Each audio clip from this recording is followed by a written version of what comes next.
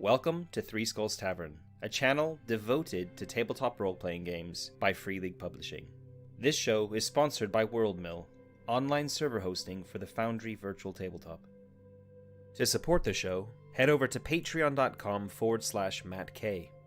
For a minimum of $2 per month, you get access to a ton of extra content.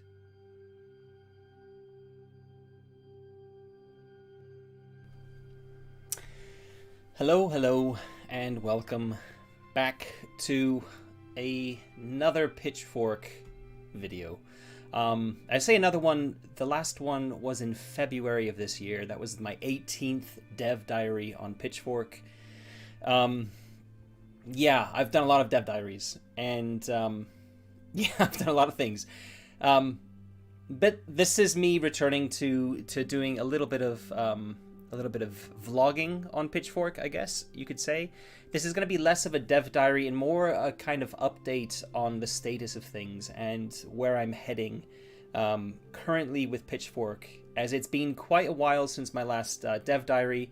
It's also been a few months since I've actually technically written anything for Pitchfork, and that's mainly because I've started thinking about... I've been struggling with some design issues with the game, and I needed to get these kind of nailed down, decided on, before I kind of kept just adding words to the page. Words to pages. And therefore, I've been doing a lot of, I guess you could call it soul searching for the game. A lot of thinking, a lot of research, and ultimately I think I've landed on where I want to go. I shouldn't say I think. I have landed on a direction that I want to go with the game.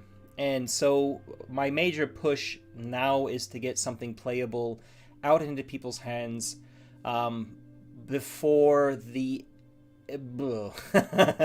This is always a difficult thing, putting a timeline on things, but my wife is pregnant and due in the beginning of December, so I would like to have something playable out before the baby comes. So really I'm aiming for like mid-November. I'd like to have something ready. Bearing in mind we're kind of mid-ish August right now. That doesn't give me a lot of time. That gives me like 3 months really to get things finished. I have actually written quite a lot for Pitchfork already, so a lot of the stuff that's remaining is, again, figuring out some of these core bits that are there. And then it's massaging the sections I've already written to align with that, fixing bits where they need to be fixed.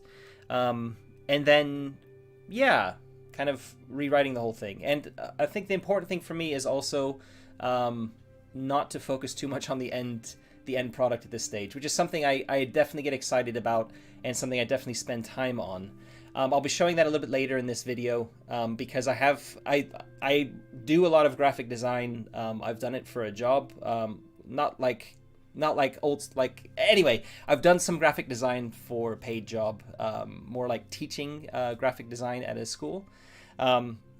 So I know a lot of the elements, and I can do a lot myself. So I've been playing around a lot with the graphic design and thinking a lot about how I want Pitchfork to look as an end product.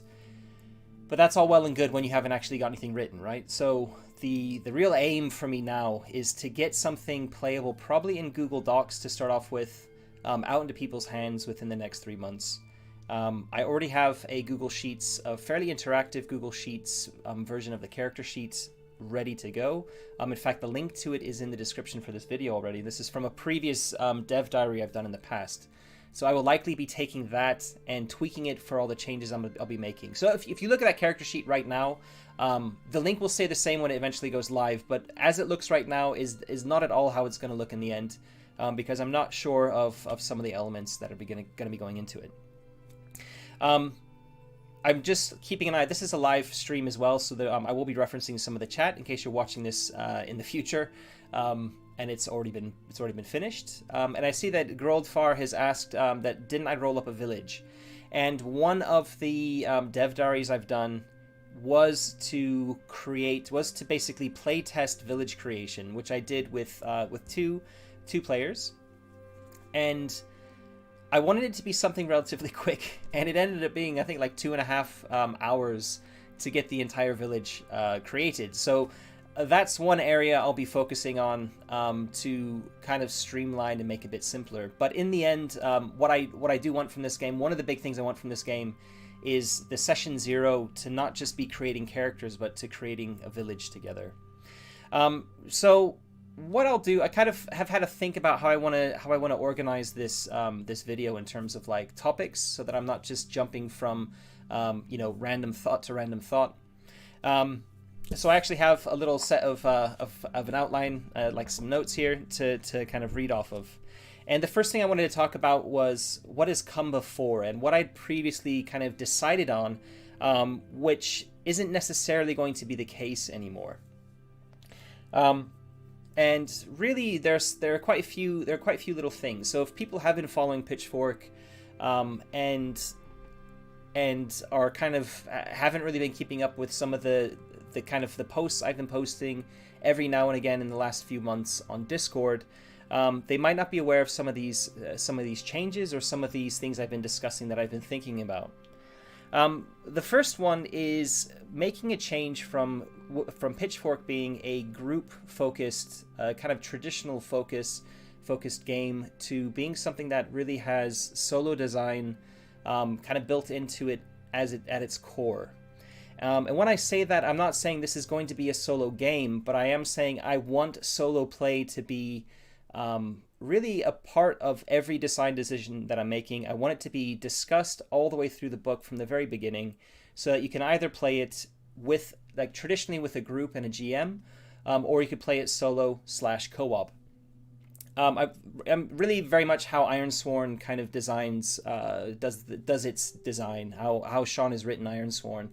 That's been a big influence. Also, if you've watched my actual plays on this channel, I'm currently in the middle of 2 GM-less campaigns, so I've been doing a lot of solo play lately. Been thinking a lot about solo play, more than normal. I mean, I've been very keen on, and I've been doing some solo stuff for probably the last 2-ish years or so. But really, since I've actually started playing them regularly on this channel, I've really started to think like, this is a lot of fun, and I really think Pitchfork is a good candidate for it. In fact, maybe I should just stop for a second, take a step back, and quickly give an overview of what Pitchfork is about. Pitchfork is effectively in the folk horror genre. I am going to be writing it to be set in our actual history, so it's not fantasy, it's historical. And the period of time is currently looking to be something like the late 14th, early 15th century. I'm not 100% sure exactly on where I want to set that yet. I might leave it a bit vague and just say late Middle Ages. Late Middle Ages being from roughly like 1300 or 1350-ish to the sort of 1500 mark. Now, exactly what the late Middle Ages entails is hotly debated as well, but that's kind of the period of time I'm looking at, so somewhere in there. But one thing that is very important is that this takes place after the Black Death plague swept through Europe. Whether that's 1 generation, 2 or 3 generations after, is kind of not yet fully decided, but that is kind of one of the tenets of the setting, or the timeline for the setting. Another big thing about this, as the name might suggest, as the image over here, as you can see for the cover, which I've commissioned, would suggest, is that this is not a game about heroes, it's a game about commoners. And I'll talk a bit more about that, because there have been some design changes around that as well. But really, this game started as a Wolfrup clone using the Year Zero engine. It's still using the Year Zero engine. It still is massively influenced by Warhammer Fantasy Roleplay, which is one of my favorite games and settings. And just to show off my credentials, I have all editions of Wolfrup, including the one that people don't like to talk about, all tabbed up because I've run a campaign of 3rd edition, and of course I've got 4th edition as well. So I'm a big fanboy of Warhammer Fantasy Roleplay, and that's actually how this game started, was looking at making a hack and then trying to think like, well, I can't set it in the old world because of intellectual property issues, of course, and started thinking about like how I wanted to put my own spin on the Warhammer setting. And the reason I'm talking about this so much is that one thing I love about Warhammer Fantasy Roleplay is the non-heroic side of things. Now, you can play Wolfrup, and in fact, most of the official campaigns end up becoming quite heroic by the time you get to the end of them. If you get to advanced careers, you can become noble. You can become like a like a master wizard, and like all sorts, a grand wizard, I think they're called, all sorts of things. You can go really, really far. But it's really that those initial careers, and especially the careers that are common careers, where I think the setting really shines. And that's kind of where I wanted to put a lot of my focus here. The Year Zero engine is a great system or framework for gritty games. If you've ever played any of the Year Zero engine games, you'll know how easy it is to die, that sort of thing. And I mean, the Year Zero engine, by the way, is what this channel is all about. It's what I focus on. So I'm a big fan. I know it really, really well. And it's an engine and a framework that I'm very excited about using, and that hasn't given me any issues when it comes to designing Pitchfork. All of the kind of issues and things I've come up with are more about theme and direction, that sort of thing. So that out of the way, I'll come back to what I was previously thinking about and kind of those decisions that I've been struggling with. So I talked about it being group-centric and wanting to move towards solo play. I was also thinking about making it possibly pre-Renaissance, so that's more looking at sort of the 1500 to 1700 mark, so kind of like 1 to 2 centuries in that region, because that kind of also ties a little bit more in with Wolfrup. It brings Black Powder a bit more to the fore.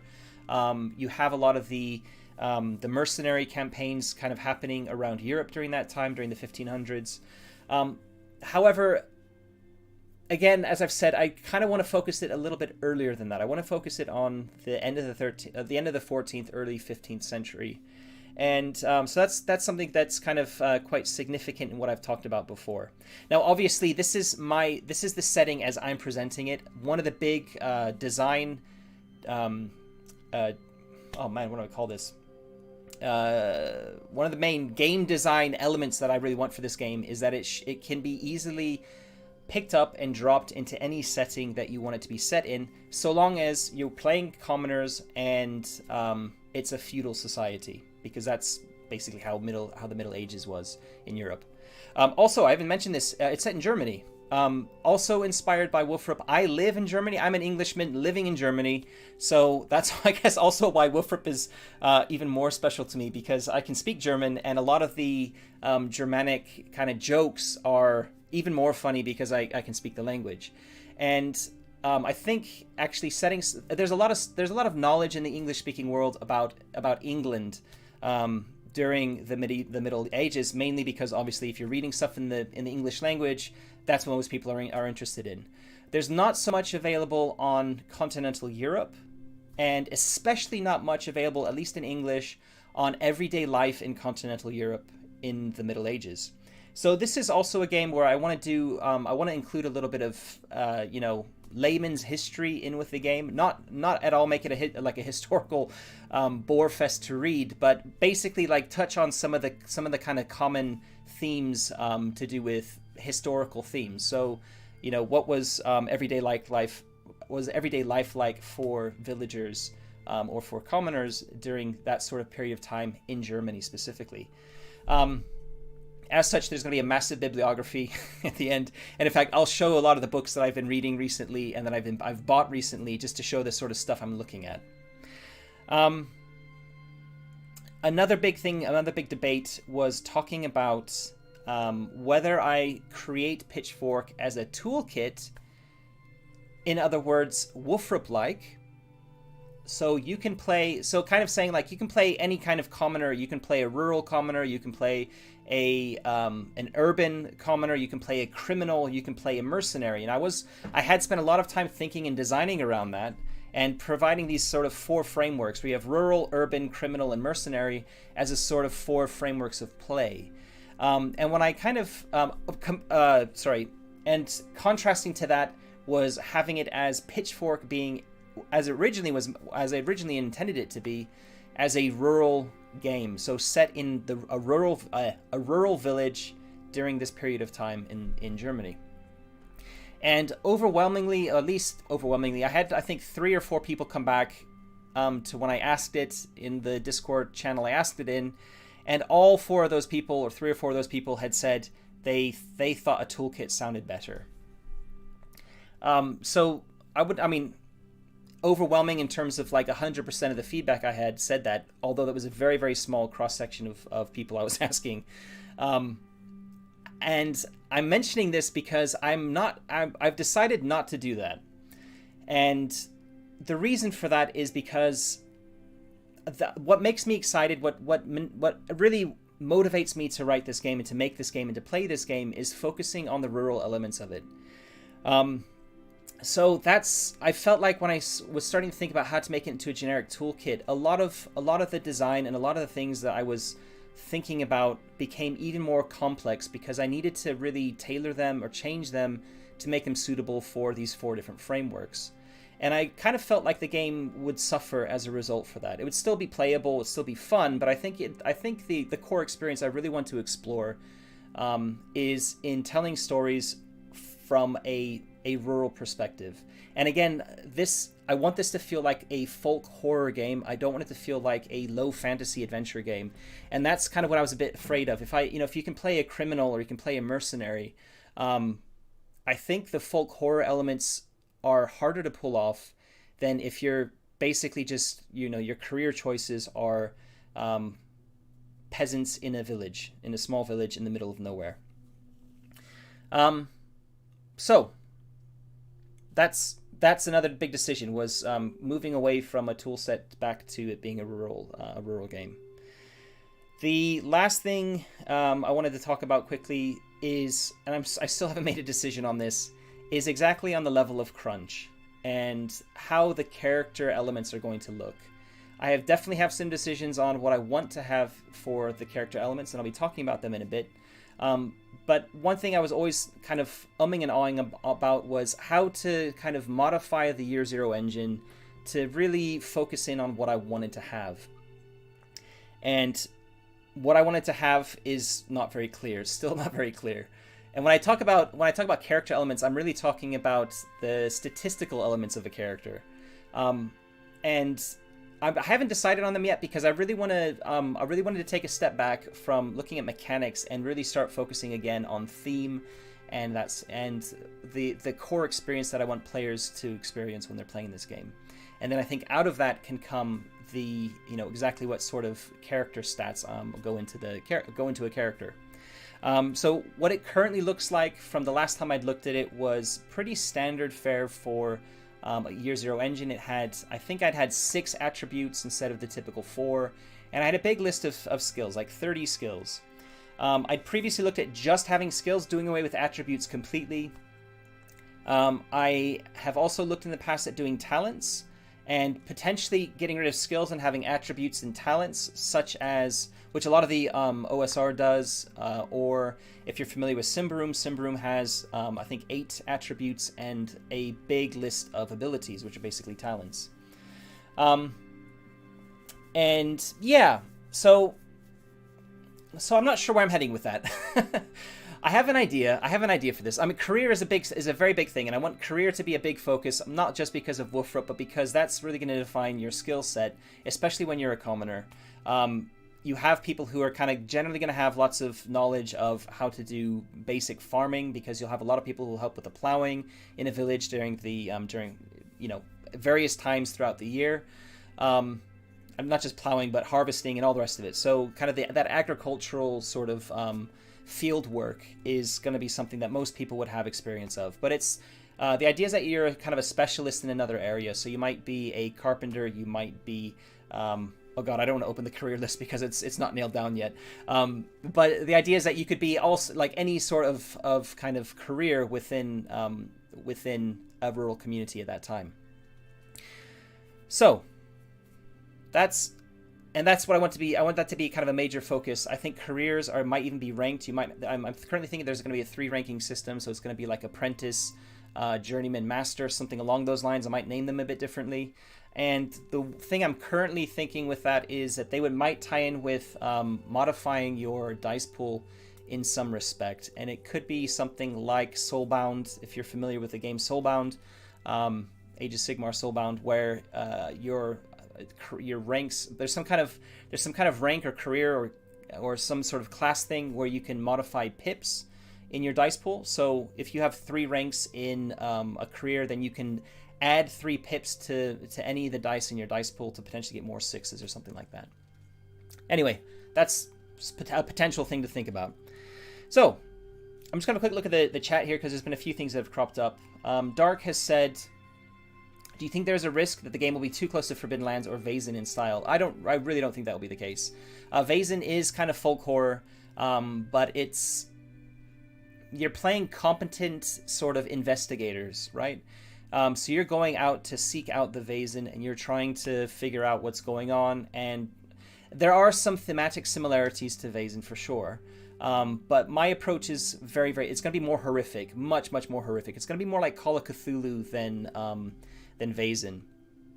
And the reason I say that is because Call of Cthulhu, generally speaking, you are playing normal everyday people. Now obviously Delta Green is a little bit different, and there are adventures or scenarios that feature people who are maybe a bit more competent. But for me, Call of Cthulhu shines in the stories where you have everyday people who are looking into something weird that's happening and trying to figure it out. It might be a journalist, you might be villagers in a small town, and something like the crops start dying, or livestock starts going missing or something like that. You're trying to figure out what the hell's going on. You start like digging into it. You start investigating for yourself, and you end up uncovering things that are going to end up breaking your mind. And that's kind of a big inspiration. In fact, when I talk about this game to other people, I kind of say it's a mix of Wolfrup and Call of Cthulhu. And from Call of Cthulhu, I'm really focusing on that sort of commoner horror element. There won't be any Lovecraftian entities or anything in Pitchfork, so there won't be like creatures from beyond time and space with tentacles and all the rest of it.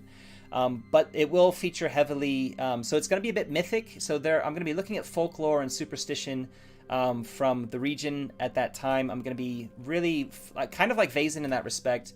The assumption is going to be that is all real, and there's potential for things to threaten your village that are of a supernatural or otherworldly, mythical nature. And because you're a peasant, it's unlikely that anybody is going to care about this happening. Perhaps your feudal lord or lady might care about it, but they're mainly going to care about it in the fact that if it's potentially going to hurt the harmony of the village, or if it's going to hurt the productivity of the village, that's really when they're going to start taking notice. But otherwise, if it's like a family member has gone missing, or potentially the lady or lords say their son has been spotted doing human sacrifice in the woods, it's like you can't go to your feudal lord and like tell them what's happening, but you need to stop this from happening because this guy is potentially killing villagers or villagers from a neighboring village or something like this, and it's wrong. It needs to stop. And how do you do that? And very much in an OSR style, the game is going to be about presenting challenges with no set solutions. So really, it's going to be about threats to the village and you figuring out how to approach them. So, another thing. So one of the things I want to talk about now are the current decisions I've made and the things I want to focus on. And one of those things I want to focus on, I'm just going to show you here on my Evernote, on one of my Evernote notes. Let me just get rid of this big screen. You can see here that there is this. I've got this thing called themes, right? And they're basically, as you can see here, they're the major themes that are kind of like the pillars that I want to build Pitchfork on. And there's 6 there, and they are, as you can see, survival, isolation, the unknown, superstition, belief, and bonds.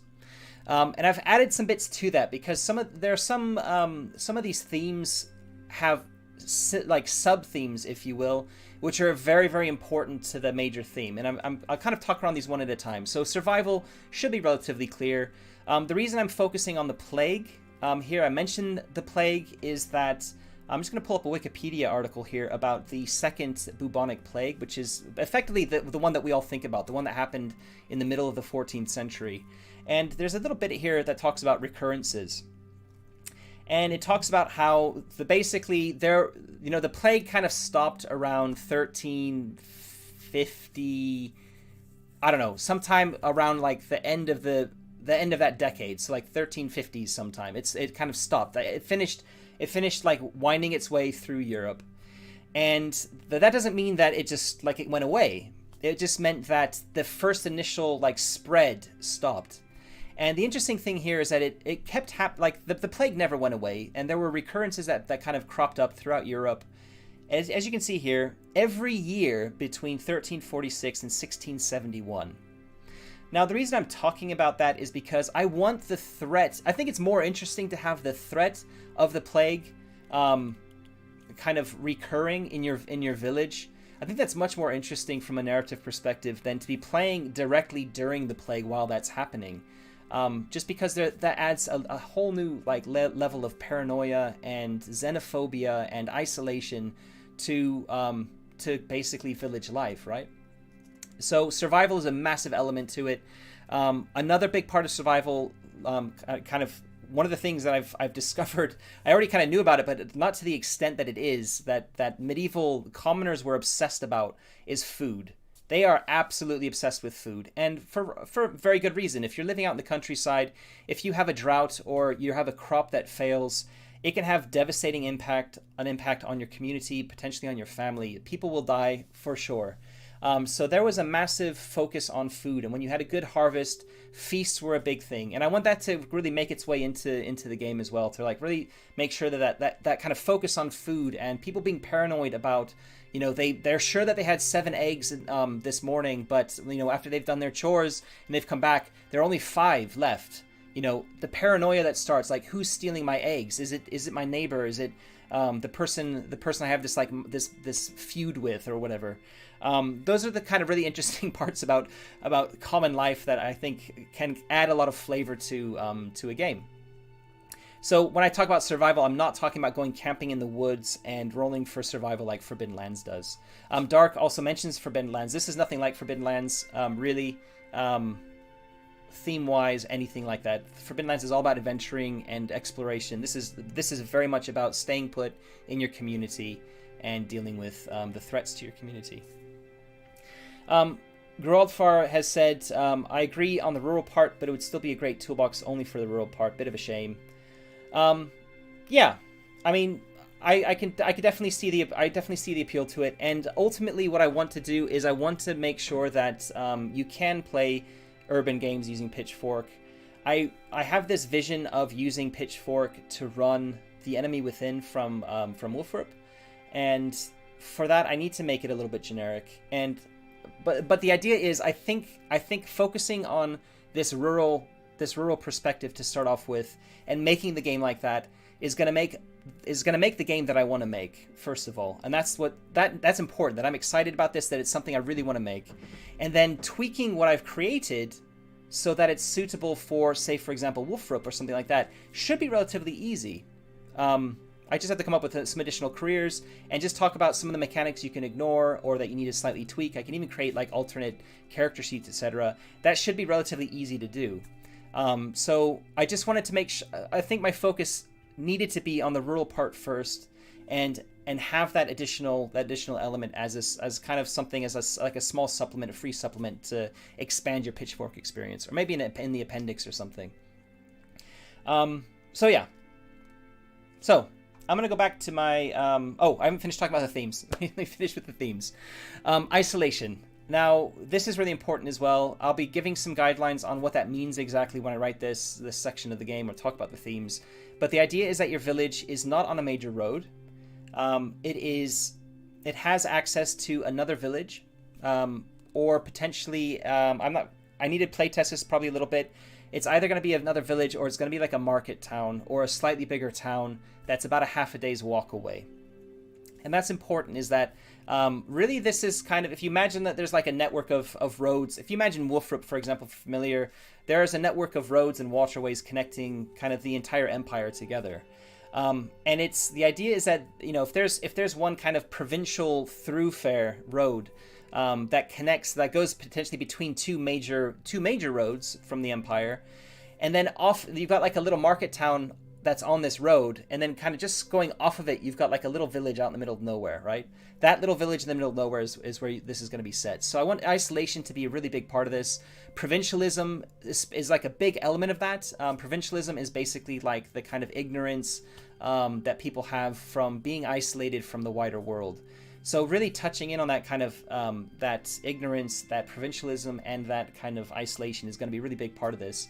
It's going to really emphasize a lot of the horror elements as well, because it's going to find adventurers to help out for something that, you know, you've discovered. Let's say there's a cave that you find and there's a bear in there, or like a monster you think is in this cave. You can't go and find an adventurer to help you out, or an adventuring party to help you out, because that never really was the case in Europe at that time. You did have roving bands of mercenaries, but they would not be helping villagers out like this, especially in the time period I'm talking about. You could do it, but it's like the assumption is that you really kind of have to solve your own problems. Another theme, the next theme I want to talk about is the unknown, and that kind of ties into the provincialism, the ignorance. But there are a lot of unknowns. There were a lot of unknowns to the common people, not only because they were illiterate, but also because they had a very limited focus of like life focus.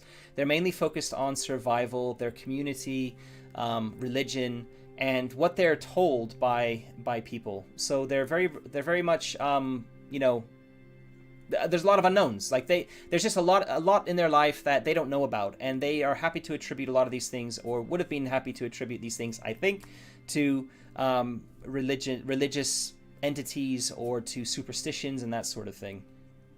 So the unknown is going to be a big part of it, and that kind of respect and the fear of the unknown also being a part of that. And I mentioned the dark here because the dark was like, darkness is a very big part of rural life, or was a big part of rural life. Even things like candles, like rural villagers would have had tallow candles and rushlights and things like that. But they wouldn't be lighting them every night. They wouldn't just be kind of willy-nilly like we do, like thinking, oh, it's dark outside, I'm gonna light a light. No, when it gets dark outside, you go to bed and you sleep.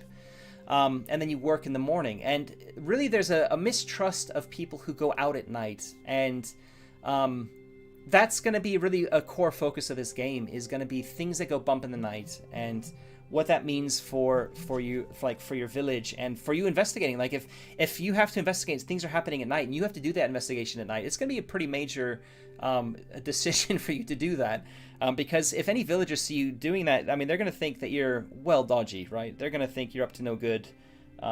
They might think you're the one who's to blame for all the bad things that are happening, instead of you trying to find out. So that's going to be a big element of it. Superstition, obviously, people were very superstitious in that time. They believed in all sorts of things.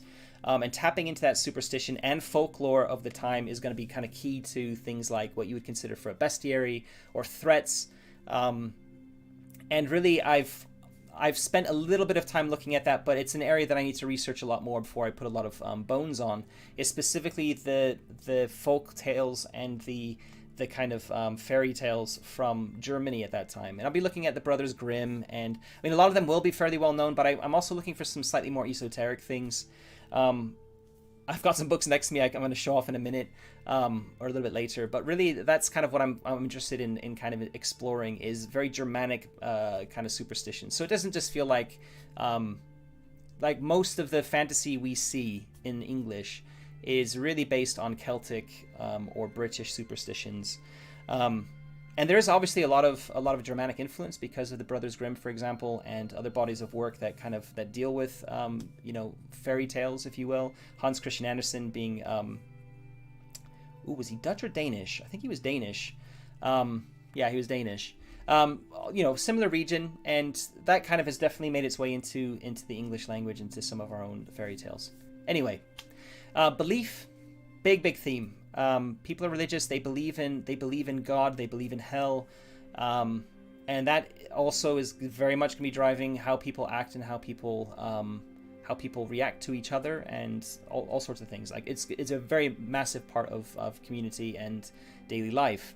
Tying into belief is obligation, and I don't want that to be confused with what you can see the next bullet, which says servitude.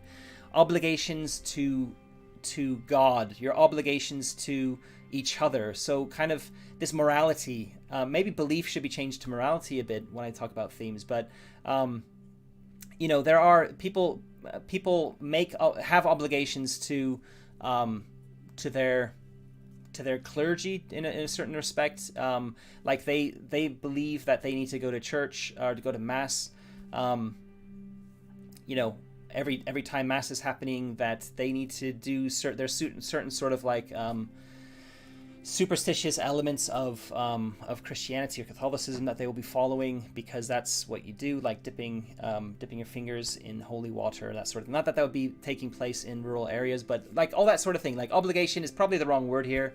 I'm looking more at morality, like belief in morality, I guess. And the last one, bonds. This is going to be a really major part of it. The bonds that you have with others in your community. Community is going to be a really big part of this game. And the bonds you have with other people are going to be key. And reputation is going to be a core mechanic in this game. I put a lot of thought into it. It's going to be more than just a single stat. It's going to be a number of... Anyway, I'll talk about that later, maybe in another video, or maybe I'll just wait for when it comes out. But reputation is central to your character. And how that exactly looks, I'm still figuring out, but I'm quite excited about that. Servitude ties into bonds because you have a bond to your liege lord or lady, being a feudal setting. So, that servitude plays a big part in the themes as well. You can't just pack up and go to the neighboring village or market town because you're following a lead. If you do, and your lord finds out you've done that without permission, you could face a whipping or, being put in stocks for a period of time, if you're lucky. You're just not allowed to do that. You have expectations on not just from your liege lord, but from your community as well. So yeah, those are the major themes. So I've touched on themes. I've touched on reputation being a central mechanic. And when I talk about reputation being a central mechanic, I guess I can kind of say what I'm looking at is treating reputation as different elements and looking to Pendragon as inspiration. So I'm just going to quickly do that, not to distract. So if you're familiar with Pendragon has virtues, has a big list of virtues, and your character starts in the middle kind of most of these virtues. I think it's a list like 20 long, depending on the version of or the edition you're looking at. And the idea is that you have a few where you start either to one's leaning more towards one side or the other. And if you think of them like virtues and vices, that's on either side of one scale. So it might be something like honesty and dishonesty, or just use that as an example. So are you honest or do you tell lies? And you might start right in the middle of that, or you might start your character off with saying like, actually, I'm more honest than I am dishonest, or maybe I'm more dishonest than I am honest. And you kind of pick a few that you say like you lean more towards one than the other, and all the rest you're kind of in the middle. And I really like that idea. And looking at reputation, elements of reputation, I've kind of hit on something where I've got, I think it's 5 or 6 tracks that measure very much like virtues from Pendragon, but I'm really focusing on gameable ones that are going to be that your reputation could be staked on. So, for example, laziness or diligence is one of them. Like, are you known for being a hard worker, or are you known for being lazy? Are you known for being honest or dishonest is another one. I think I've called it shifty instead of dishonest. But those are sorts of the kind of the ideas. And I've recently been shown a list of, I can't remember what they're called exactly. I think they're called virtues from Aristotle. And it's on an axis of 3 values, or 3 types. One is virtues, and then there's 2 vices. And the vices are either a deficiency or an excess. And that was really, really interesting and kind of really started making things click into place. And as an example, if you think about, in fact, I could probably show this because I've got this somewhere. Let me just have a quick look. Give me a second. It was in my Discord channel, in the Pitchfork channel, recently, I believe. Nope.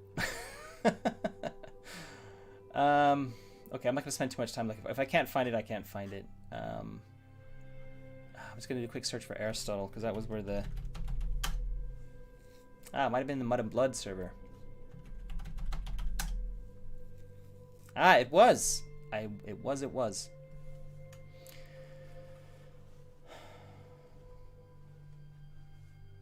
Yeah.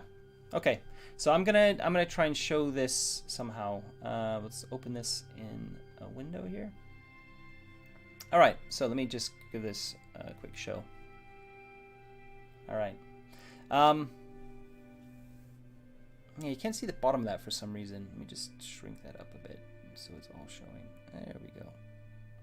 Okay, so this is kind of something I came up with. I'm not saying this is going to be the final version, but this is kind of what I came up with. When was this? Only like a few days ago, 3 or 4 days ago.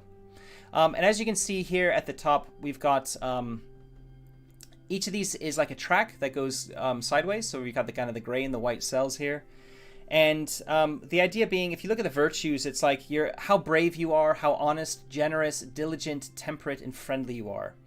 And I've also deliberately gone with 6 because I can make that, that's a gameable number that I can use with, rolling a D66, for example, for NPCs. And also for PCs, well, it's mainly for the NPCs. It's really so you can roll randomly for some of this stuff. And the thing I liked about this, where you look at this, Vice's def is deficiency and Vice's X is excess. So brave is a really good example. You can be brave, and you're known for being brave. Or if you're overly brave, you're known to be rash. You rush in, you do rash things, you don't think about the consequences necessarily, and you put yourself or maybe your friends in danger. The deficiency for bravery is being cowardly. Likewise, if you're honest, you're an honest person. If you're dishonest, that's a deficiency. If you are boastful, that's an excess, etc. So you can kind of see from there how it works. You can see down here that there's a talk about cards, right? And the idea behind this was you could draw 6 cards. And in fact, I'll do that very quickly, just to show you how I think this will work. I've got some cards in front of me here. Are they shuffled already? They are already shuffled, so I'll just cut the deck in half. And I'm going to draw 6 cards. So the first one is the Jack of Spades. So if you look at the very first track here, Brave, the Jack would say, being a spade, we've got it here showing as +3 Vice. So what that's actually saying is excess, is that my character is extremely rash. Next one I'm drawing is a 3 of Diamonds. A 3 of Diamonds is +1 Vice deficiency. So that means I'm a little bit shifty. So I'm rash, a little bit shifty, but, not known for being extremely shifty. The next one is an 8 of Spades. 8 of Spades is a +2 excess and Vice. So I am a bit extravagant as well. So rash, a bit extravagant, a little bit shifty, not super honest necessarily. Next one is the 7 of Clubs, which is also a +2 excess Vice, which means I'm pretty single-minded. I'm not as like maybe the extreme, but I'm pretty single-minded in terms of like focusing on things. I'm not lazy, definitely not lazy. I do the job, but I'm a little bit like, a little bit of a busybody perhaps. Next one is a Jack of Hearts. Jack of Hearts is a +3 Vice deficiency. I have an addictive personality, right? I'm not temperate. An ascetic is somebody who is is very stingy kind of, or doesn't like to partake in a lot of things. They're typically the type of person who would never drink alcohol. They would never maybe eat rich food, or never eat gravy or something like that. Very ascetic basically. So addictive though. And the final one is a Queen of Hearts, so another +3 Vice deficiency, and that is quarrelsome. So I'm also quarrelsome. So I've made a very flavorful character there using those, and basically the way I would say this is you would probably focus on one of those as your primary trait. And what I would suggest is you focus on one of the ones that is either a virtue or the most extreme of one of the other ones. So in this case, I didn't get any virtues, and I've deliberately made the aces the only way you can get a virtue to be virtuous, because I want characters to have those inbuilt flaws. And if you were to draw 4 aces when you're drawing 6 cards, you'd still have 2 of them where you're leaning toward a vice one way or the other. So I kind of like that flavor to it. So for this character, I'd say, okay, so of those 3, I can either be like really focused on being rash, addictive, or quarrelsome. And it just depends like how I want to play that character, what I've drawn for their career, for example.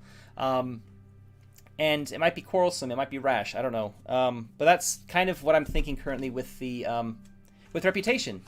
And those 6 tracks. So at the top here, you see these 6 tracks.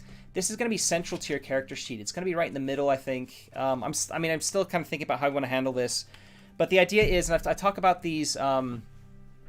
You can see here I'm talking about +1, +2, and +3. The idea is that when you're having a social interaction with somebody, the reputation that you have is going to influence that social interaction. So rather than just rolling a manipulation skill or something similar, or a charm skill, and you might have like a reputation number that might influence that. Or you're looking at a big table of, social modifiers, and you have to go back and do like +1 to them, +1 to me, +1 to them, +1 to me. What does that mean exactly? I think this is a nice, kind of a nicer way to look at it. Very, very much focused, of course, on community, because if you're playing in a typical adventure game where you're off wandering the countryside and nobody's going to know about your reputation, they're not going to necessarily know whether you're honest or whether you're friendly or anything like that. They're really gonna just like treat you probably as an outsider and just be suspicious of you on general principle. They're probably gonna think that if you're an adventurer, that you're rash, that you're boastful or shifty, that you're stingy, probably, that you are, I don't know, lazy or single-minded, depending on how you act, I guess. Addictive for sure, and quarrelsome. So really they're probably going to be looking at a mix of the kind of excesses and deficiencies here. As like, they're not going to think you're necessarily a virtuous person, potentially, unless you've got, I don't know, there's a lot of things going into that. But really this really works for communities where people around you know you for your reputation. And I think that's a perfect fit for Pitchfork. This is one of the things I was struggling with implementing in the more generic toolkit, because if you've got people like criminals, or in an urban setting, let's say urban settings are going to have a lot of like travelers traveling through a city or a very, very large town. And if you're having a social interaction with them, they're not going to know whether you're a shifty person or you're an extravagant person or a quarrelsome person. They're going to take you at face value, or they're going to make some assumptions based on your appearance or that sort of thing. And it kind of breaks down a little bit. But when you're in a really tight-knit community, this is a really great mechanic to kind of really pull to the fore. And that's one of the big reasons I'm really taken with this idea. I'm not sure whether it's going to be 3 elements like this, or whether it's going to be 2 elements with virtues on one side, a virtue on one side, and a vice on the other, like Pendragon does it. But yeah, this is kind of the direction I'm heading with it. So I'm putting a lot of time in talking about that because it's something I'm really excited about.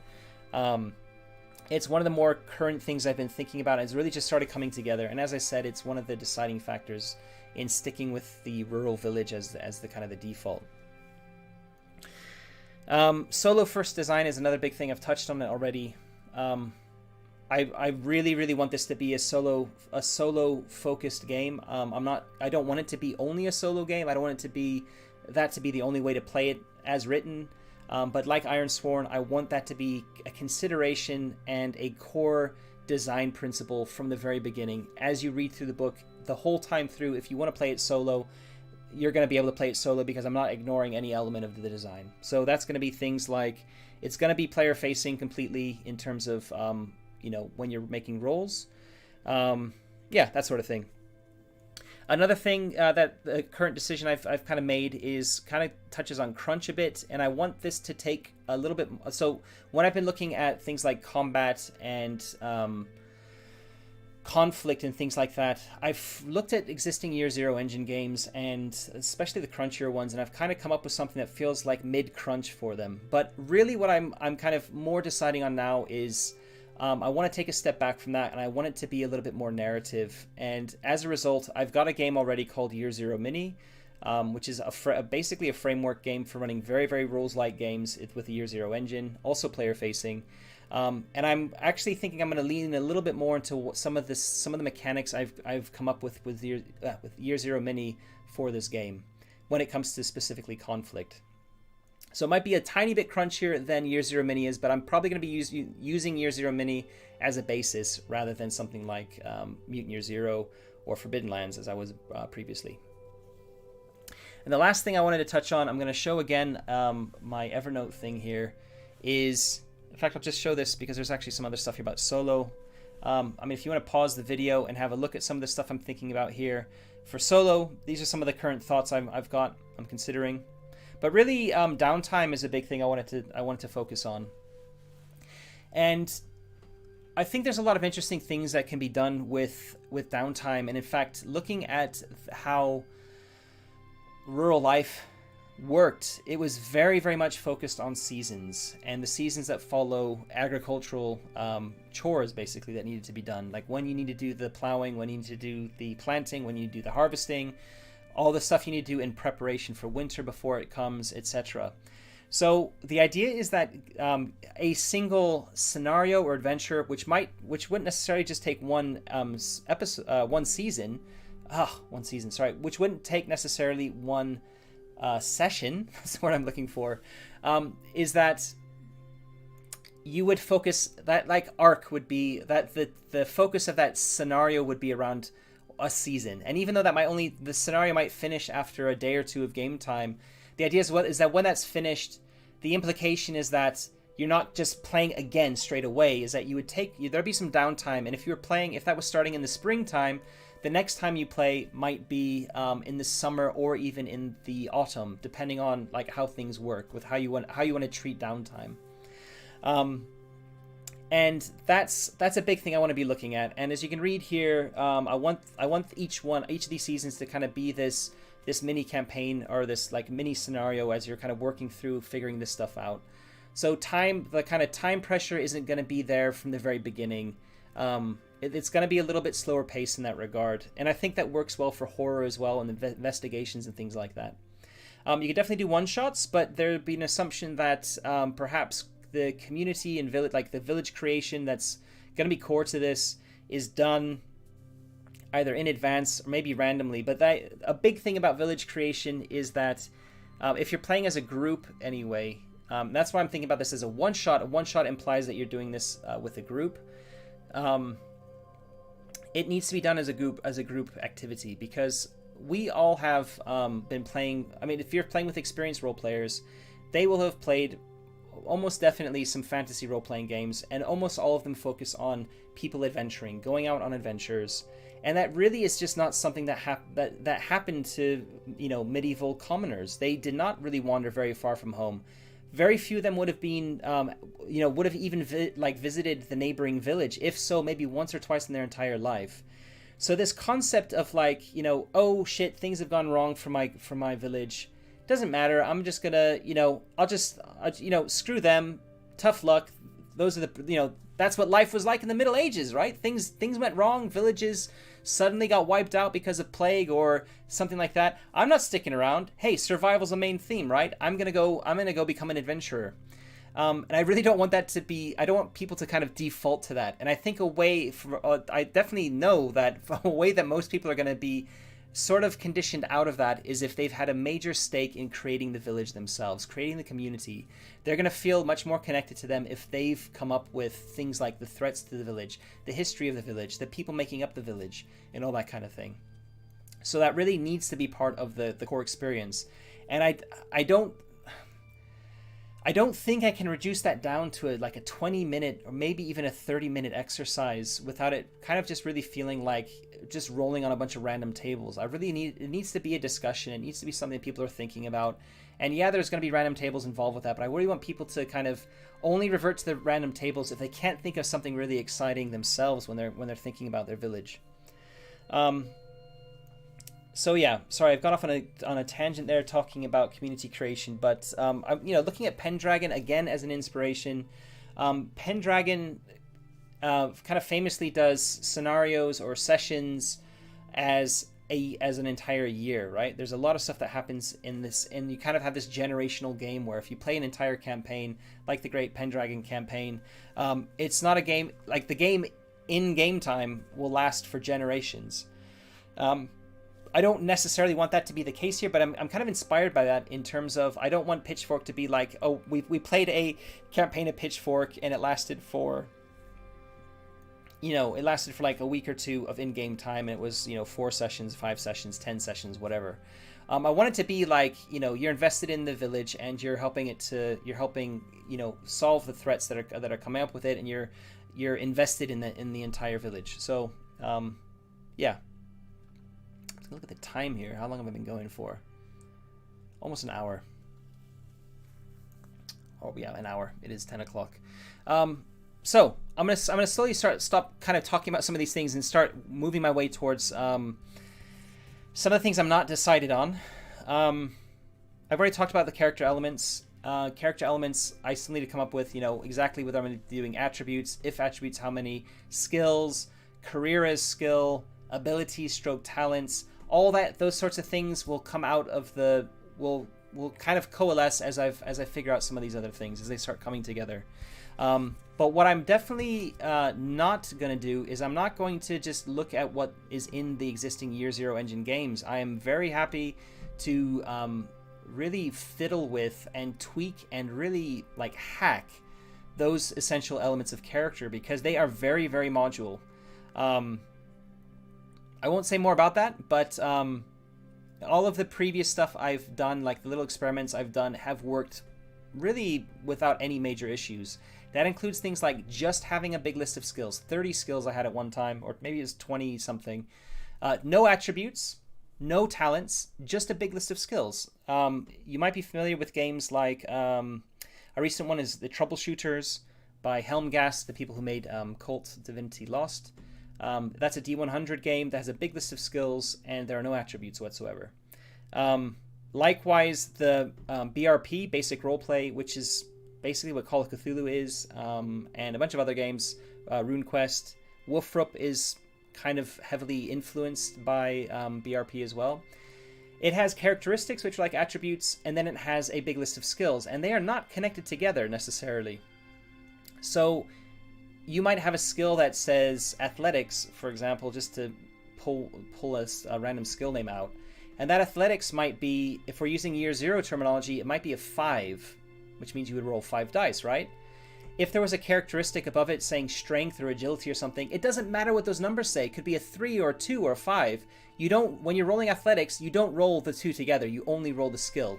And the attributes would be something that we rolled in different occasions. That's how BRP does it. And so really, if you take away the kind of the overarching characteristics, or you include the core characteristics as skills themselves, then you don't need them at all. And that worked in playtesting when I was kind of trying that out. So that might be what I end up coming up with. I'm not sure yet, but it certainly works. So what I'm saying is I'm not going to be a slave to the kind of existing Year Zero engine games. I'm not going to say this is using the core mechanic in Forbidden Lands or the core mechanic in Vaesen or anything like that. I'm definitely going to be experimenting with, and I'm going to come up with something that I feel is, custom suited exactly for what I want to go for in Pitchfork. Wolfrup compatibility is another thing I want to talk around. I would love to play or run the Enemy Within using Pitchfork, and that kind of assumes some compatibility with Warhammer, or with Wolfrup. So, yeah, I don't know how I'm going to do that, but that's a niggling thing in the back of my mind when I'm thinking about character elements are, looking at the Wolfrup characteristic line, and then it's, of course, which edition of Wolfrup's characteristic line am I looking at, because they all have a different one. And, yeah, just thinking about general compatibility. I don't have an answer for that yet, but I want it to be something that I end up with, and it could be that might be something that just gets ditched completely. And if you want to run something like the Enemy Within, you're just gonna have to wing it with NPC stats.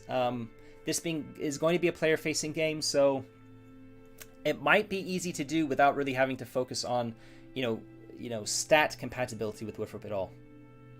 Exact level of crunch I'm not decided on as well, so that's something like if you have an idea or you have a strong opinion on like level of crunch, I'd love to hear it in the comments.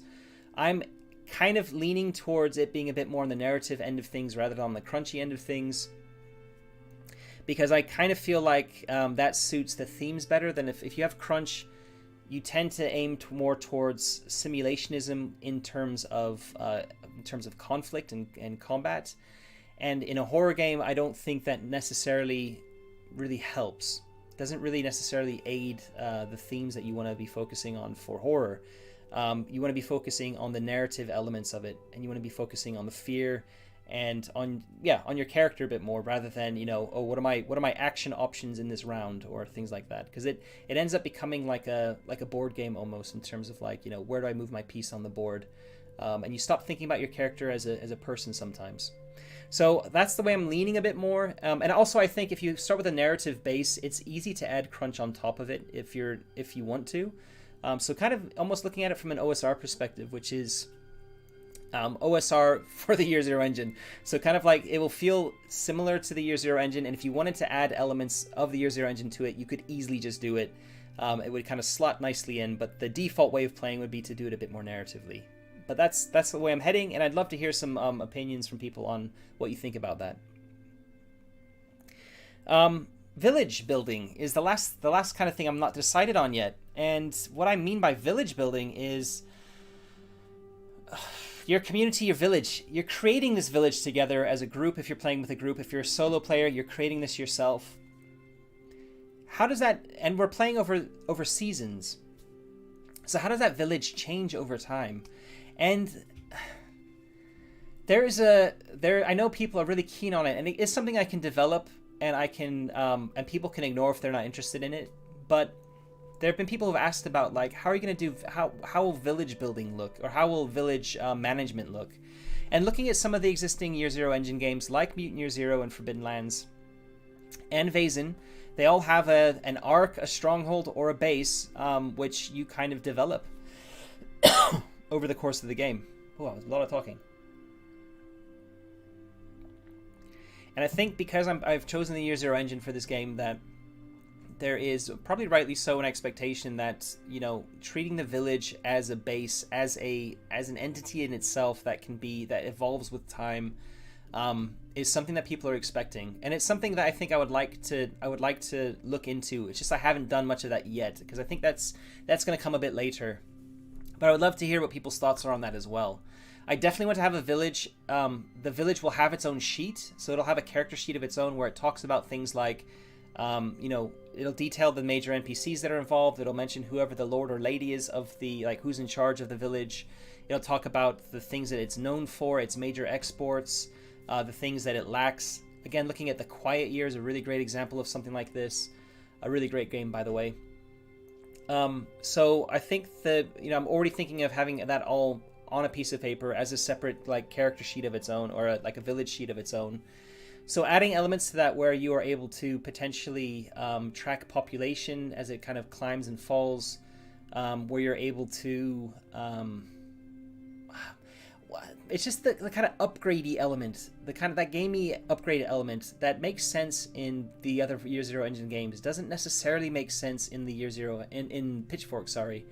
And I might be looking at something more like The Quiet Year, which focuses more on projects that are done, and the projects take time. They take weeks to accomplish. And in fact, The Quiet Year uses a standard deck of cards, 52 cards in a deck, and of course there are 52 weeks in a year. So that's kind of a really cool thing. I might even change from seasons to weeks maybe, and do something along those lines. But projects that you can start in The Quiet Year, you decide, it's not random, you decide how long that project will take, and then there are things that can either help speed up that project as it's being done, or there are things that can sabotage that project depending on like the card that you draw in its subsequent weeks. And that's just a really kind of cool thing that really changes the narrative of things. And that might be something I kind of look at more for village development, rather than focusing on upgrades. So like, oh, this village doesn't have a blacksmith yet, so we need to find ore nearby to create or like start a trade supply with another village to be able to get that in. If people want to create that as a mini game for this, as like a hack for it or something, all well and good. But it's not really the focus I wanted to have. So I think focusing more on projects, you know, where maybe the mill burned down and the mill needs to be rebuilt. That's a massive project. Who's in charge of that project? How long is it going to take? Okay, that's written as a project for on the village sheet, and then that is tracked. It becomes something that can potentially be threatened by whatever happens in your game, in your story. So that's more likely the way I'm probably going to take it. And that's why I really want to stop the major talk about the game itself. And I wanted to spend the last bit of this video to talk about basically the inspirations behind it. Look at the kind of a sneak peek at the bibliography, the books that I'm kind of looking at, and also to look at the artwork a little bit. I've had the cover up here for the entire video. This cover is made by Harry Bodice, who is the artist for the book for Pitchfork. He's done a ton of interior illustrations as well, but I'll talk about it in a minute. I'll talk about it at the very end. I'll show a link to his Instagram so you can go look him up and follow him, etc. But Harry's a great artist. I'm really, really thrilled that he's so keen on this project, and I've already thrown a lot of money at him for artwork that I've commissioned. But let's talk about some bibliography stuff first. And really, I've been reading a lot more than I normally do anyway, because I'm a busy guy with a podcast and this channel. And normally when I'm reading, my reading time is focused on role-playing games to prep for something. So spending the time reading and listening to audiobooks for research is something I really have to make the time to do. But I've kind of gotten into a swing of it for it. So I'm going to show off a very quick bibliography. So books that I've finished so far.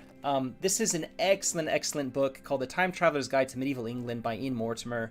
I mean, it's very much focused on medieval England, but it touches on so many aspects of common life, on everyday life, and it is amazing. I cannot recommend this book highly enough. It's very easy to read. The audiobook is also really, really easy to listen to with a great narrator. Highly recommend it. The other book I've finished is this book here called Medieval Woman by Anne Baer. I think it's also known by, it's got another name, it's known by an older version, which is called, it's not in this book, is it? Like Down the Lane or Down, something like that. Down the Common, I think, maybe something like that. But this book specifically follows the life of a single. It's fiction, but it follows the life of a woman who's the mother of two children, married to the village carpenter, and it follows her 1 year of her life, starting in March, I think, and ending in February, or starting in April and ending in March. Starting in March, ending in February, and it's a slice of life about a woman in medieval England, and it is excellent. It is really excellent. So I finished this book as well, and I think this one is a little bit more topical, or it's a bit more relatable for kind of the German medieval ages, because it's a lot of the things it focuses on are more about just general peasant life. Whereas the Time Traveler's Guide to Medieval England, there are elements of it that are very specific to England. But I mean, still really, really good. So those are the two books I've finished so far. I'm not going to show the kind of generic books about the Middle Ages that I've got that I'm going to be reading. I'm not sure the order just yet. I've just finished recently Medieval Woman, so I've started reading a couple of these, and I'm not sure which one I'm going to dive into deeply next. So I've got this one called The Middle Ages, Everyday Life in Medieval Europe. This one is going to be a good kind of overview of the Middle Ages from a like everyday life perspective, and it focuses on Europe. It doesn't just focus on the UK. This is by Jeffrey Singman. This has been out for a little while. I think this is the latest version I've got here. So that's possibly the next one I'm going to read. Then I've got some slightly more, I'm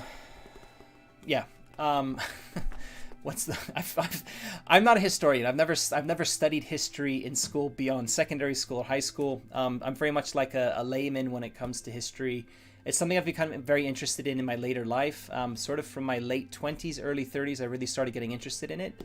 I'm 40 right now, by the way, so probably around a decade, maybe a little bit more than a decade.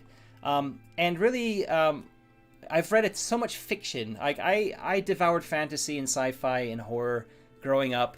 I've read a lot, and I need something. If there's a book that is too academic or written too stuffily, I really struggle to read it. So a lot of these books here are a bit more like, I've really focused on trying to find or to buy books that are a bit more easy to read. So there will be a lot of historic, like more academic history books that I might not be showing here, mainly because that's not who I am. And if you're looking at this role playing game and you're not already a historian, if you're already a historian, you're gonna already know a lot about this time period anyway. So really, my bibliography is going to be more about recommendations for books for the layperson like me. So hopefully that'll be of some interest. This one's called The Making of Europe: Conquest, Colonization, and Cultural Change, 950 to 1350. So this is really focusing more on the High Middle Ages. But this is highly recommended as well. It's a Penguin book written by Robert Bartlett. And yeah, it's just, again, apparently really easy to read. And because it's got a lot of interesting themes that it's talking around here, but this is going to be a bit more about like a historical book, or more of an academic book. In fact, a lot of these new ones are going to be like that too. This is part of the Penguin History of Europe. There's quite a few entries in this, and this is Europe in the High Middle Ages, again focusing on the period of 1000 AD to about 1350, about the time of the Black Death, I think is when it ends. So again, I got this one and the previous one mainly because they're focused around, they're English history books that are focused around all of Europe. And they're not massive tomes that are like 700 to 1,000 pages long. So they're recommended for different reasons, but they're both apparently quite easy to read. So they're a bit more like overview of Europe. And the reason I'm looking at these is because I kind of want to understand the factors that go into Europe before we get to the plague. This one is another one kind of like the two I've already read, Life in a Medieval Village by Francis and Joseph Guise, or Guise, however you pronounce that. They've written a number of books, I think like 3 or 4 books similar to this. One's Life in a Medieval Town, one's like Life in a Medieval Castle. And this is also, I believe, it focuses on a single village, and I think it has... No. So it actually is not fiction. I thought it might have been a fiction book, but it's not. So this really is just kind of focusing again on everyday life in a village. So this is what I would like to read, because very topical for Pitchfork, but it is set in England. So yeah. I'm going to try and finish this very quickly. Standards of Living in the Later Middle Ages. This is an academic book. It's part of the Cambridge Medieval Textbook Series. But this is specific about social change in England in the late Middle Ages. This period of time is perfect for the late Middle Ages, by the way. So kind of the end of the High Middle Ages and all of the late Middle Ages. So this is something that I'm hoping will touch on a lot of similar. It's just going to give me a good broad overview of some of the social elements, the standard of living. The problem is that it's very focused on England. So yeah, not exactly what I'm looking for. That covers like an overview of village life and an overview of European history. Then I have a bunch of other books on other topics. I have this book here called The Great Mortality, An Intimate History of the Black Death by John Kelly. There's another book which I have on Audible called, I'll just show this very quickly, called The Black Death, A Personal History by John Hatcher. And this one is a little bit more written as almost like fiction, whereas this one kind of is a bit more academic. It looks at the causes of Black Death and that sort of thing, whereas the Black Death, a personal history, I think again focuses on a single year, I believe, in a kind of recreating everyday life with the Black Death. And that one, the Black Death, a personal history, is set in a town in England. This just covers the Black Death throughout Europe. So those are 2 books about the Black Death, which I'm very interested in, of course. Also tying into the plague is this book here called The Decameron by Giovanni Boccaccio. This book is fiction, and it's basically like it's set from the perspective of a bunch of, I think, teenagers in Italy during the plague. who like go off to the countryside and like camping in the countryside or something. I haven't read this yet, but this is what I can gather. And they are telling stories of basically the plague. And it's kind of like, if you think of the Arabian Nights or the 1001 Nights, it's kind of like that, but it gives a really good slice of life for the plague in Italy around this is basically around 1350. And I believe it was written not long after it as well. Anyway, look it up if that sounds kind of interesting. It is obviously a massive book. It was first published in 1886, so not straight after it, but never mind then. But yeah, this is quite famous. It's very, very big, but that's one I'm really interested in reading. I also have that on, I got a version of it on Audible as well. A 28-hour version of it. Yeah, a full cast, reading through it as well. So that might be one I listen to on audiobook, just because it might be a nice way to listen to it. I then have this book here called Hawkwood, Diabolical Englishman by Francis Stoner Saunders, and this is basically about a guy called I can't remember his first name, John Hawkwood, who is one of the most famous mercenaries of his time. He went and traveled all around Europe, fought in lots of battles, and it's just a very interesting fellow, very interesting character. And he was active around the time I'm looking at doing this. So he was active during the the 14th century, I think the end of the 14th century, possibly, I don't know when he died, but possibly into the beginning of the 15th century as well. So perfect period of time that I'm looking at, and a very kind of famous person. So looking at his life and the things he got involved with will also give me a slice of life look at the period that I'm looking for, as he was an Englishman but was also in kind of traveling through Europe. Going back over to Audible very quickly. At the top here, I've got a book called A Distant Mirror, The Calamitous 14th Century by Barbara Tuchman. The 14th century reflects two contradictory images. On the one hand, a glittering time of crusades and castles, cathedrals and chivalry. On the other, a time of ferocity and spiritual agony, a world of chaos and the plague, etc. So this is interesting because it's looking at the 14th century from a view of all the things that went wrong in the 14th century. Which is kind of interesting, and there's a lot of that's kind of what makes the 14th century so interesting. Is there was a lot of spiritual change starting to happen then. The plague happened, famines were happening all over the place. It was a really, really calamitous time. So again, that's a kind of a very highly recommended book. I've got that on audiobook. Getting close to the end here. In terms of fiction, I've got this book called Something Red by Douglas Nicholas.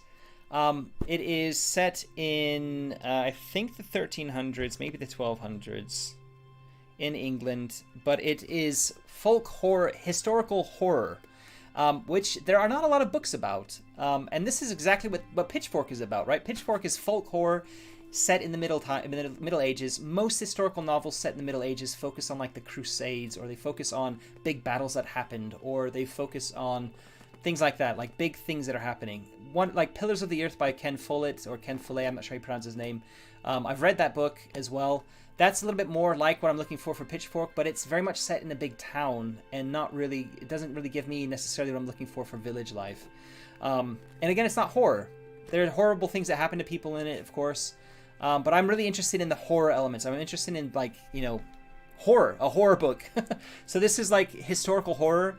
There's another book I've got coming called it got unfortunately stuck in customs, so I've had to pay a lot of money to get that out of customs, and that one is called Between Two Fires, and that is another medieval horror novel. In terms of more specific looks at the period of time I'm looking at, I've got another book here from the Cambridge Medieval Textbooks called The Jews of Medieval Western Christendom.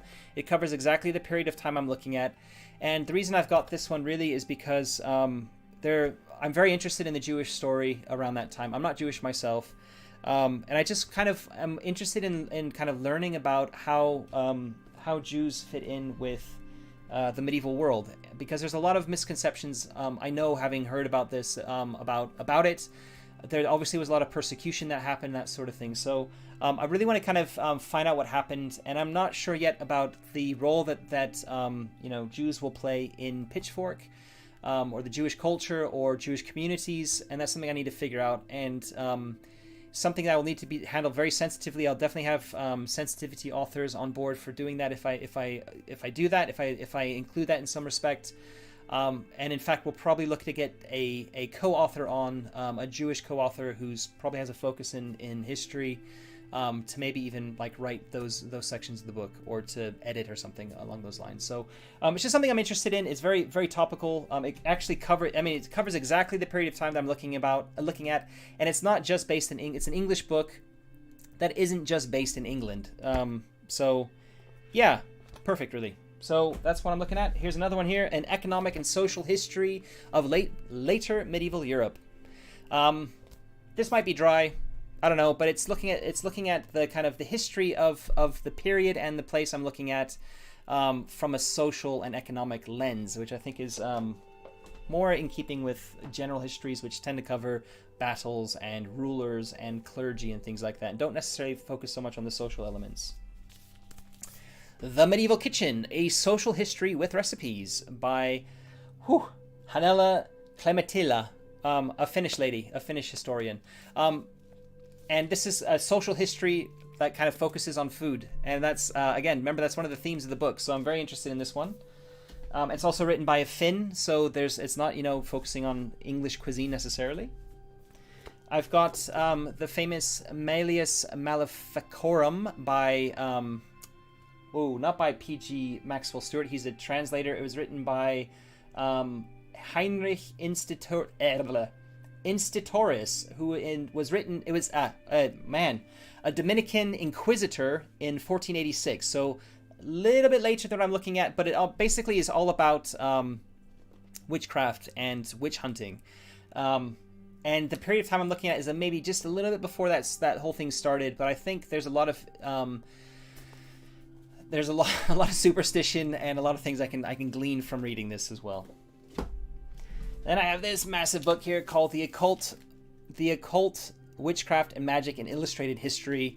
And this really, by Christopher Dell, this really goes through all of history and looks at things from a very non-esoteric perspective. So this isn't a practicing witch or Wiccan or anything like that who's looking at a history of magic. It's somebody who's looking at it from a historical lens and looking at how what people believed around the world at various periods of time in history. And that's something I'm very much interested in. I'm very much interested in all this stuff in Pitchfork as well, and trying to make it relatively historically accurate. 2 more books, then I'm done. And these are both German books. So one is called Ein Jahr im Mittelalter, which basically means a year in the Middle Ages. And being a German book, this basically takes place in a German town, I think.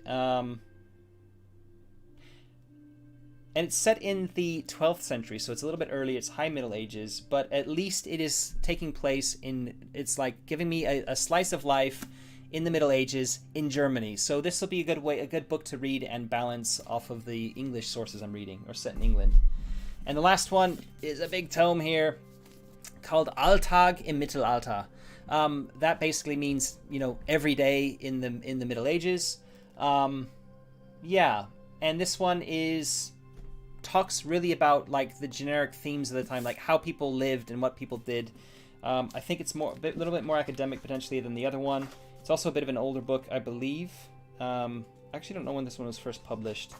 But yeah, anyway, there's two books written in German, which I'll be studying eventually too. That's my book list. That's my bibliography. The idea behind all these books is that I'm not going to be able to read all of these before the playtest goes out.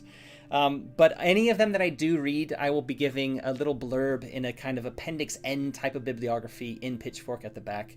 My recommendations, what you can glean from it from Pitchfork, potentially specific chapters to focus in on, that sort of thing. And any of the books I don't manage to read, I'll try to at least skim them and say books I haven't managed to read myself but are worth looking into for these various reasons. And that way there's kind of people can focus on the themes that they're interested in and get a bit more detail on some of the things that Pitchfork is about. Okay, that's my bibliography bit done. I am now going to quickly show off Harry's work because Harry is amazing. You can see his cover here anyway. This is an amazing cover. I'm going to make it a little bit bigger here so you can see it kind of full size. And yeah, I love it. It's great. It's brilliant. Yeah. I had this commissioned. I had the I commissioned him for the title. Like he's done the title as well. That's not a font. That's hand drawn. Harry worked completely with traditional media, I think you say, in art. So this wasn't done digitally. He scanned it and sent it to me, and then I was able to kind of, using my graphics, my own kind of digital graphic knowledge, I was able to kind of tweak it and add some, like, there's a little bit of, anyway, like, put it all together kind of. But this is really like an amazing bit of work that I really wanted to have. We worked collaboratively on it really well together. Harry's just an amazing artist, and I'm really happy with how it's turned out. So this is what the cover is going to look like. It's not a wraparound cover. The idea for the book is to be an A5 book when it's finished. I don't know about page count, but I'm kind of hoping it's going to be somewhere between like 100 and 120 pages, maybe less than that. I did come up with a table of contents in the past, which was, I think, like 96 pages. But I might need to revisit that and kind of scrub that. But roughly 100 pages, I think, is what the end result is going to be. I also didn't have a lot of content in there in my previous table of contents for talking about themes and talking about everyday life topics. And I kind of wanted to have like a single page about food, a single page about various topics that are very interesting to do with medieval life, and have that as a separate chapter, and but very easy to read, and just like a page per topic. So you're kind of like just highlighting some of the main things, having an illustration on each page, a small illustration, that sort of thing. So that would pad out the book a bit, but I think it would be quite useful for a lot of people to read. So that's his cover. I'm going to show a spread now. Where is that spread? It's here, isn't it? Let's hide the cover for a second. In fact, I'll bring the cover back and resize it to the size I had it before, which was about like that. Yep. So, yeah, put this in front of the cover slightly. This is a sample page that I've done in Affinity Publisher. Again, all of the art assets are commissioned art assets from Harry. So if I zoom in, for example, on the border here, the border is, if you know anything about graphics, you'll be able to tell that this is a vector image, but it was hand drawn and I vectorized it, and that's just to make it like, if you know anything about what vectoring, like vector images. Oh God, it's getting late. Sorry.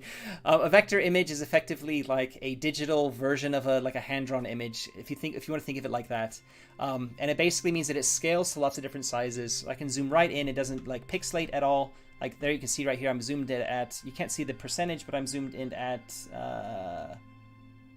8,570%. Like really zoomed right in. I am at like 40,000%. There's nice smooth lines, and that's because it's a vector image. So that will print really nicely at any scale.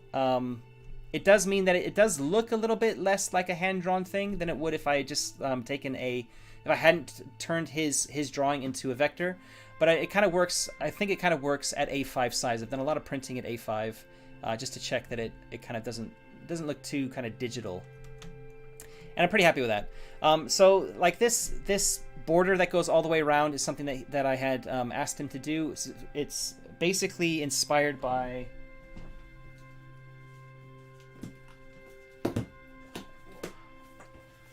Warhammer Fantasy Roleplay 2nd edition. If you open up this book, you can see, I'll go back to full screen for a second here.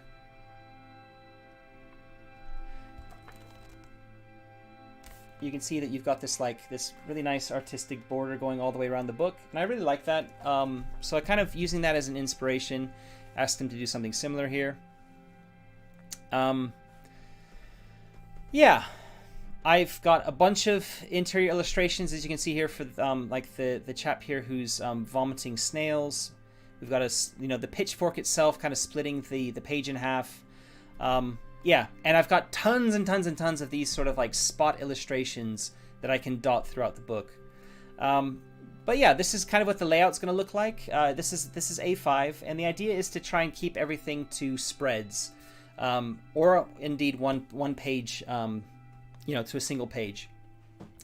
And the idea here, as you can see, this is this might not make it into the end product of the book, but, you know, rolling up your village troubles, like the things that are, you know, troubling your village. This is a D6 table, but it's kind of a D66 table. That is, if you roll a 6, then the thing that's troubling your village is something that's happening at night. So you would roll another D6 to figure out what that is. And so everything on the kind of right-hand side of the page are, you know, things that kind of tie into the nighttime or into the supernatural a bit more. Whereas the other ones are things like the miller's sister and her family are visiting from a plague-stricken neighboring town. When 2 cases of plague break out, the miller's sister is accused, panic sets in. So they're kind of like mini plot seeds for like things that are troubling your village. Again, I'm not sure how this is going to make it into the final product, but really this is a showcase of the kind of the graphic design, that sort of thing. So if I actually take off the put it in preview mode, there you can see it without the kind of the lines and things. That's what it looks like. So yeah, I've spent a lot of again, this is something I've spent a lot of time on, as I said before, on the graphic design of things in Affinity Publisher, making things fit, doing a bit of editing on the text so that it fits within the right pages. And really that's something that you should be doing at the end after you've got a manuscript. So this is something that I've played around with. I've got proof of concept to a certain extent. You can kind of scroll up here and see that there are, you know, I've kind of got almost like started thinking about putting like how I'm going to put the entire book into Publisher. And really I'm going to be taking a step back from this, and I'm going to try not to open Affinity Publisher at all. Yeah. That's the idea anyway. Oh, I don't show my email there. What was it doing? I wanted to show my full screen. There we go. Without Affinity Publisher. And not my email. Yeah. So that's the one thing I did want to show, though. Let me just open that up again very quickly. Is Harry's Instagram. I'll put a link to this in the description as well. But if I take this off and put Brave back up again.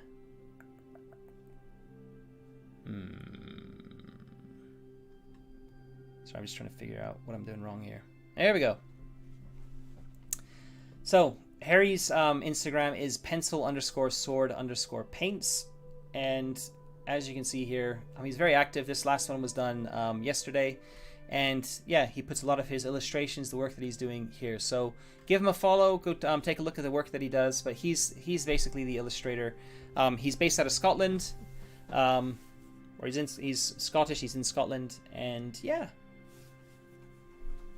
I think I'll try and draw a line in the sand under this. So yeah, if you're interested in Pitchfork, then I really the place to go is to go to my Discord channel. There's a link in the description. I'll open the little ticker here as well at the bottom of the screen. So if you look kind of down here at the bottom, right sort of at the bottom, oh man, here, there's a Discord link. I'm on Discord every day, and I have a channel devoted to Pitchfork. So, you know, if you want to follow along with things as I'm working on like development ideas and things, I'm posting a lot in Discord. I also have a Patreon, which is patreon.com/MattK. And I'm going to be starting to try and publishing some of my like more text-based dev diaries on Patreon, and they're going to be Patreon exclusive for a period of time before they become public. And then once they become public, they're going to stay on Patreon. I'm not going to publish them anywhere else. That's kind of the way I'm thinking at the moment. So I have about a dozen people who support me on Patreon. I'm very grateful to. And really kind of want to try and grow that a little bit to try and help with like recouping some of the costs I've put into a lot of the game design projects I've already done. So yeah, if you're interested in supporting me and this channel, because the Patreon thing is not just my writing things, but it's also for the YouTube channel, then go take a look at that, please. That'd be really cool. Just looking at the comments before I kind of finish up here. From Dark, the layout looks fine, but please skip this skewed text block. It just looks messy if you use the same font. Yeah, well, yeah, I've got very strong opinions on design, and some of my big inspirations are Merkborg and Fleu, however you pronounce that, which is an upcoming Wolfrup hack by Kobayashi, a French game maker, and yeah. The design, like the skewed design, it might not make it into the end product. It might do. It really depends on how I feel about the whole thing. But I'm going to be doing the graphic design myself. I don't want it to look like a traditional kind of game, in terms of like a traditional layout, if you will, with kind of, you know, like one or two. I don't know yet. I guess is kind of the answer. It really depends on how I want to, like, how much I'm writing, how I want that to fit on the page. It might not even be A5 at the end of the day. It might be something else. And if there is a lot of text, and I'm struggling to kind of fit within what my original conceit was, with having it a little bit more kind of spread out and, you know, on a single spread and that sort of thing, then I might need to change my entire outlook on that. But I have very, very strong design ideas, so unfortunately, Dark, I probably won't take your advice on board with not doing skewed text blocks. I might do them, I might not, I don't know yet. I know there's a lot of people who are strongly divided on this sort of thing in terms of like a strong visual style. But one thing I am keen on is having a strong visual style, and I don't want that to just exist with the border going around the side of the page.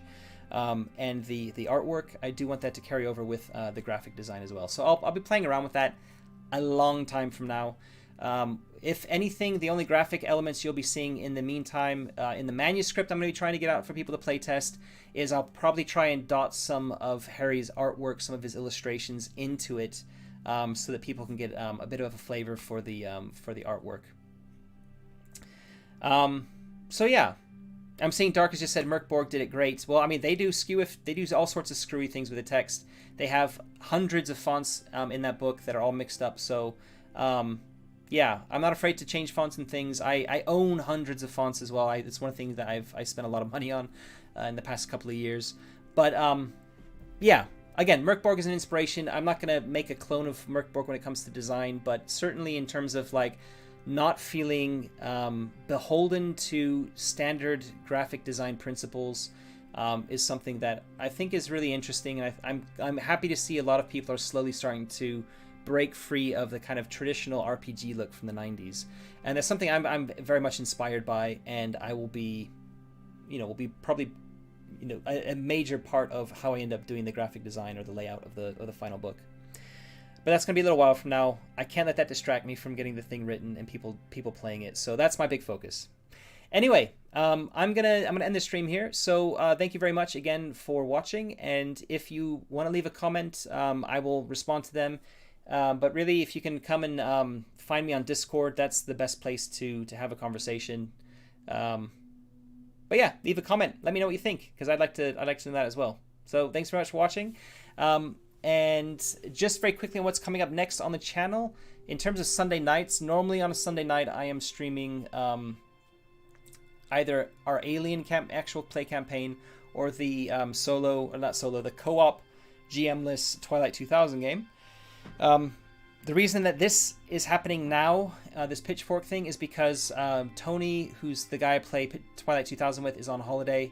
And our Alien game couldn't happen today, and so we're pushing that to next week. So in fact, our Alien campaign, if you've been following that, the next episode is episode 11 next Sunday, and the Sunday after that we're going to do the finale, episode 12. So we're going to have like a double whammy taking place over 2 weekends to finish off our Alien campaign.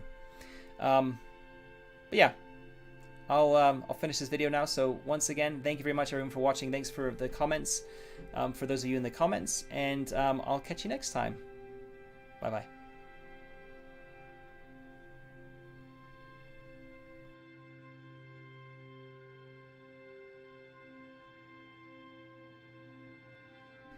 And of course, subscribe and like all that rest of that stuff. I know a couple people who always tell me I should never forget that. It's really important to grow the channel. It is important to grow the channel, so if you like what you've seen and you've not been here before, if you hit the subscribe button, that really helps me to grow, or helps the channel to grow. And if you hit the like button, that helps this video become more visible on the YouTube algorithms. So if you liked it, please hit the like button. Don't neglect doing that. And now I'm going away, so thanks very much. Goodbye.